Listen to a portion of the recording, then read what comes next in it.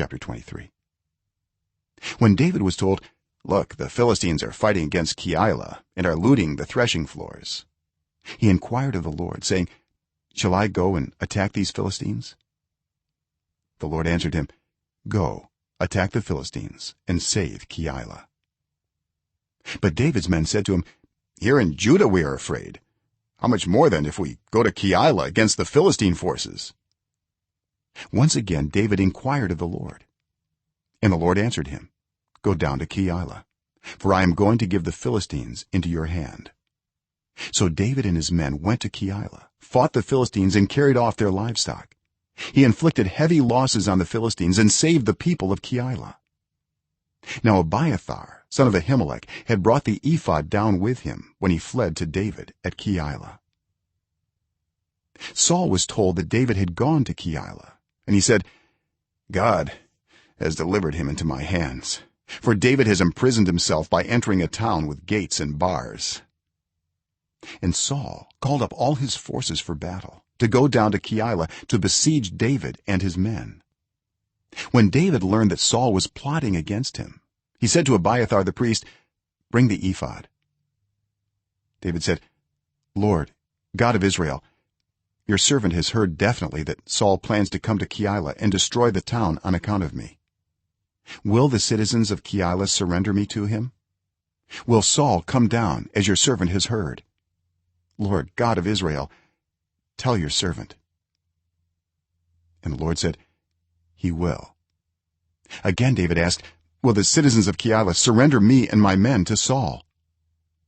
And the Lord said, "They will." So David and his men, about 600 in number, left Keilah and kept moving from place to place. When Saul was told that David had escaped from Keilah, he did not go there.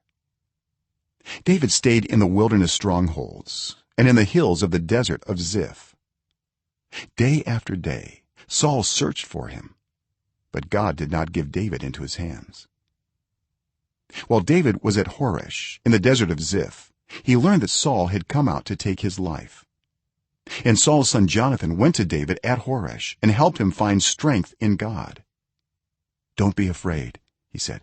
"My father Saul will not lay a hand on you. You will be king over Israel, and I will be second to you. Even my father Saul knows this."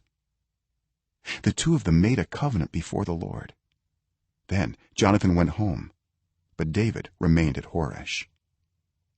The Ziphites went up to Saul at Gibeah and said, "Is not David hiding among us in the strongholds at Horesh on the hill of Keilah south of Jeshimon? Now your majesty, come down whenever it pleases you to do so, and we will be responsible for giving him into your hands."